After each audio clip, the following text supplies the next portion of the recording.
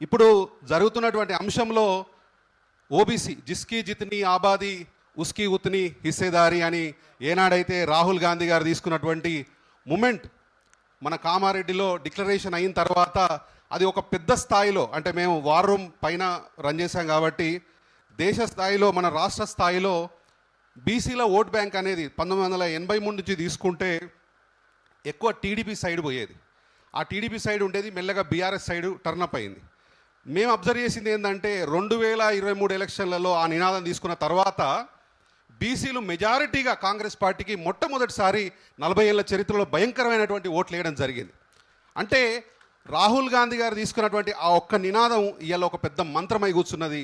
ఆయన పుట్టించినటువంటి ఒక అగ్ని దేశవ్యాప్తంగా ఇవాళ ఒక దావాలంగా తయారవుతున్నది.